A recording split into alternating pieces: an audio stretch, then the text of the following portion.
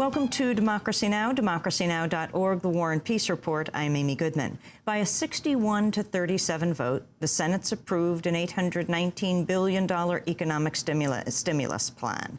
Just 3 Republicans supported the measure: Susan Collins and Olympia Snowe, both of Maine, and Pennsylvania's Arlen Specter. Talks have begun to resolve key differences between the Senate and the House versions of the bill. One difference deals with nuclear power plants. The Senate bill includes $50 billion in taxpayer money for loan guarantees for construction of new nuclear reactors and so-called clean coal plants. The House bill does not include any such loan guarantees. An analysis by the Center for American Progress projects that the Senate bill will create 9 to 12% fewer jobs than the House bill because the Senate bill provides less in federal spending and more in tax breaks. Democratic Senator Chuck Schumer of New York said it's essential for Congress to approve the stimulus plan. We are hemorrhaging jobs. The middle class is losing dollars. The country could edge over into a recessionary spiral downward that actually turns into deflation, which could, God forbid, turn into a depression. And yet, while President Obama shows leadership, the other side is still adamantly sticking to policies that don't work. Republican Senator Mitch McConnell of Kentucky joined the majority of Republicans in voting against the bill. This is an enormous amount of money. The president was right to call for a stimulus, but this bill misses the mark. It's full of waste. We have no assurance it will create jobs or revive the economy. The only thing we know for sure is that it increases our debt and locks in bigger and bigger interest payments every single year. Meanwhile, Treasury Secretary Timothy Geithner held a news conference Tuesday where he was expected to outline the Obama administration's plan to revive the nation's moribund financial system. But Geithner's presentation has been widely criticized for lacking key details on how the government plans to proceed. The Chicago Tribune reported Geithner offered up the functional equivalent of a plan without a plan. Geithner proposed spending as much as $2.5 trillion to aid banks, unfreeze consumer credit markets, and stem the soaring foreclosure rate. Geithner said the funds would come from the Treasury, private investors, and the Federal Reserve. He essentially ruled out nationalizing any of the country's major banks, but said the government would take $500 billion of bad assets off the books of American banks. Our plan will help restart the flow of credit. It will help clean up and strengthen our banks, and it will provide critical aid for homeowners and for small businesses. And as we do each of these things, we will impose new, higher standards for transparency and accountability. Geithner also called for extending a Federal Reserve program aimed at shoring up consumer lending to the troubled mortgage sector. As housing prices fall, demand for housing will increase, and conditions will ultimately find a new balance, and you're seeing that happen in parts of the country today. But now we risk an intensifying spiral in which lenders foreclose, pushing house prices lower and reducing the value of household savings, making it harder for all families to refinance. Lawmakers in both parties said they're surprised and displeased by the administration's decision to wait another week or two before unveiling a program to help struggling homeowners. Investors also expressed concern about the lack of details in Geithner's plan. The stock market plummeted as Geithner began laying out his plan. The Dow Jones Industrial Average ended up down nearly 400 points, or 4.6%. In other economic news, Wal-Mart and General Motors have announced new rounds of layoffs. Wal-Mart says it'll cut up to 800 jobs at its headquarters in Arkansas. General Motors has announced plans to eliminate 10,000 more salaried jobs this year. The leaders of Israel's 2 main parties have both claimed victory in an early general election.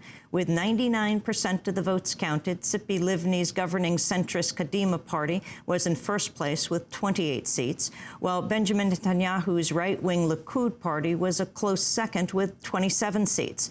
Both need coalition partners to gather the 61 seats needed to form a government in the 120-seat Knesset.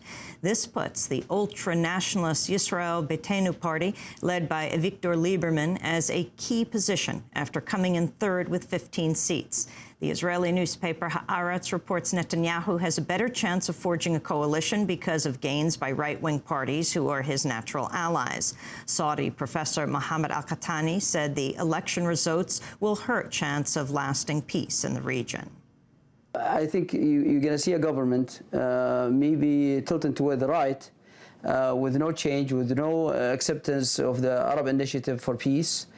So it's back to square zero, and it is a problem when you have, a government that's not pushing toward the peace. No matter how lenient you are in giving more peace initiative or willing to compromise, the other party is very recalcitrant and is not willing to move forward. We'll have more on the Israeli elections later in the broadcast. We'll also be speaking with President Jimmy Carter.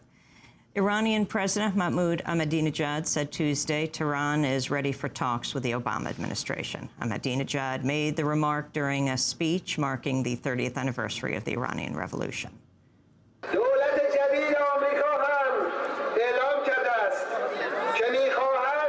The new U.S. administration has announced that they want to produce change and pursue the course of dialogue. It is quite clear that real change must be fundamental and not tactical.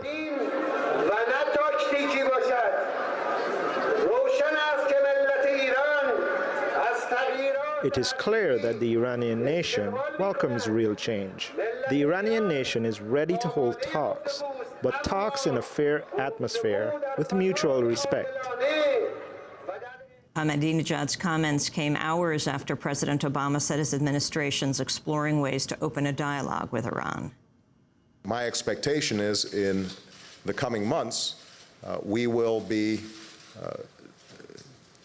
looking for openings that can be created where we can start sitting across the table, face-to-face, diplomatic overtures that will allow us to move our policy in a new direction. Special Envoy Richard Holbrooke met with the heads of the Pakistani government Tuesday, but reportedly did not question Pakistani officials about last week's release of nuclear scientist A.Q. Khan. Khan helped Pakistan build its nuclear arsenal, later helped smuggle nuclear weapons blueprints to other countries, including Iran, North Korea, and Libya. Khan had been under house arrest until last week when the Pakistani High Court declared him a free citizen. The State Department says Khan remains a serious proliferation risk. Pakistan has never let foreign investigators question Khan.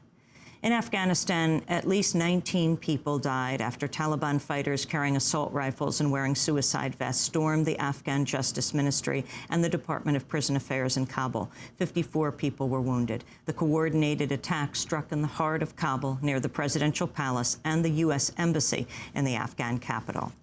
The attack came on the eve of a scheduled visit to Afghanistan by President Obama's special envoy, Richard Holbrooke. In Zimbabwe, opposition leader Morgan Tsvangirai has been sworn in as prime minister as part of a power-sharing agreement with his longtime rival, President Robert Mugabe. Tsvangirai told reporters on Tuesday he did not see himself as joining Mugabe, who has ruled Zimbabwe since it became a free country in 1980.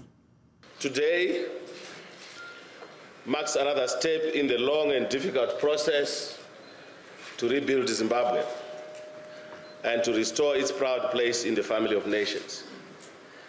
The road ahead is long, but we believe we must and can succeed. Criticism is growing over the possible nomination of Tennessee Governor Phil Bredesen to head the Health and Human Services Department.